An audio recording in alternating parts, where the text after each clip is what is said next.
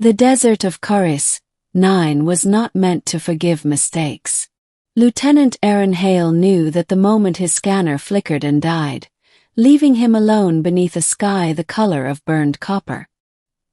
His patrol shuttle lay half-buried behind him, engines slagged by a sudden ion storm that Command had insisted was statistically unlikely. Now the wind howled over endless dunes of crystalline sand that cut exposed skin like glass. He should have focused on survival, on rationing water, on fixing the emergency beacon.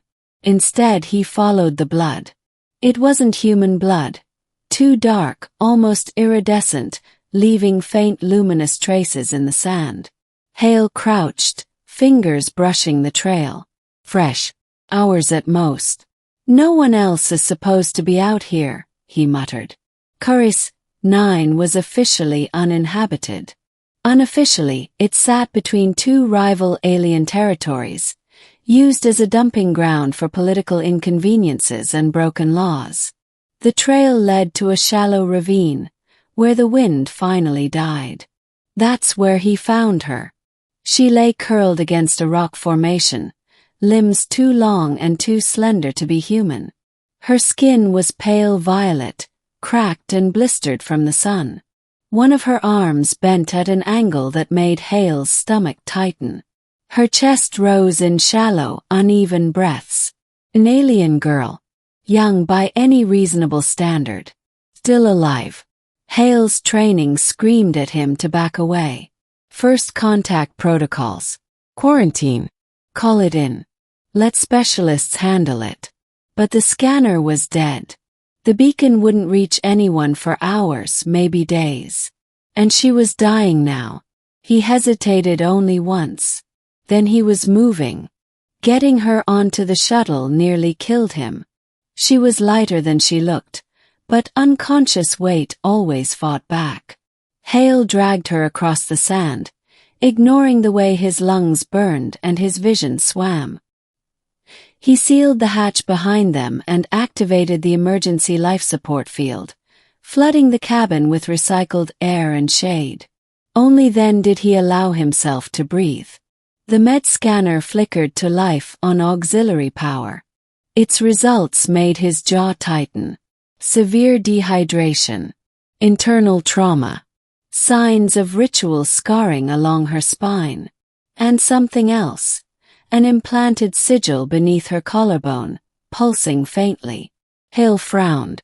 What did they do to you? He stabilized her as best he could, using universal medgel and human protocols that were never meant for alien physiology. It was a gamble, but doing nothing was worse. Hours passed. When she finally woke, she did so silently. Her eyes, large, faceted and silver, focused on him with terrifying clarity. She didn't scream, didn't lash out. He stared. Then she tried to sit up and failed, collapsing back with a sharp hiss of pain. Easy, Hale said gently, raising his hands to show he wasn't a threat. You're safe. Mostly. She watched him, breathing shallowly, eyes flicking around the shuttle. When she spoke, her voice was rough, accented, but understandable. You are human. Last I checked. Her gaze dropped to his uniform, then to her arm now splinted, then to the sigil on her chest, which glowed brighter. Her expression changed. Fear. And something deeper. Resignation. You should not have saved me, she said. Hale blinked. Well, that's not how humans usually respond to being rescued. She closed her eyes. You do not understand. Then help me understand, he said. Who are you? She hesitated. My name is Saley of the Virex clans. Hale stiffened. The Virex were known across the sector for their rigid honor codes and their laws. Very old laws. What happened to you? He asked carefully. I was condemned, Saley said. Exiled to die under the suns.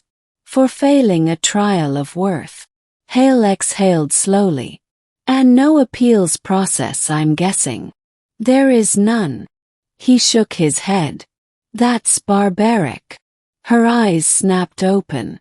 It is law. They sat in silence for a long moment, broken only by the hum of failing systems. Then Sally spoke again, quieter this time. By saving my life, she said, you have bound yourself to me. Hale laughed once, short and disbelieving. That's not how it works. She met his gaze, unwavering. It is. The Virex patrol arrived 12 hours later.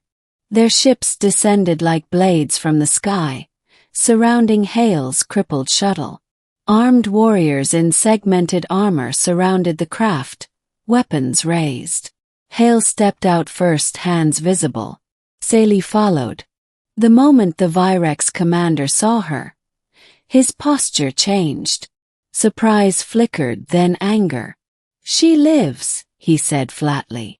She does, Hale replied. Because I saved her. A murmur rippled through the warriors. The commander's gaze shifted to Hale. Then you are the one. The one what? The life binder. Sally lowered her head.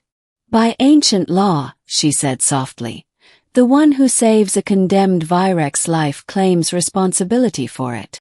Hale stared at her. Responsibility how? The commander answered. Her fate is now shared with yours. She belongs under your protection, your honor, your consequences. Hale's pulse thundered. You're saying she's my prisoner? No, Sally said sharply. Not prisoner. The commander nodded. Bonded. Hale laughed again, this time strained. I didn't agree to this. Law does not require your agreement, the commander said. Only your action. Hale looked at Sally. Is this true?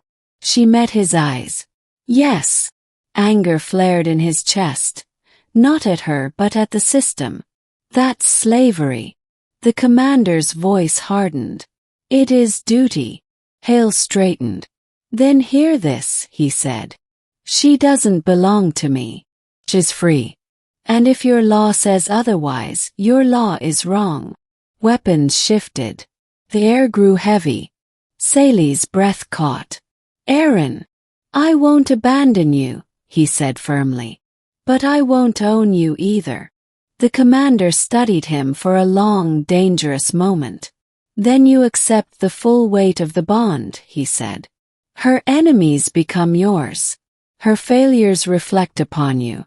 Her death, if it comes, will stain your name among the stars. Hale didn't look away. I already chose, he said. The months that followed rewrote both their lives. Hale was discharged from the military.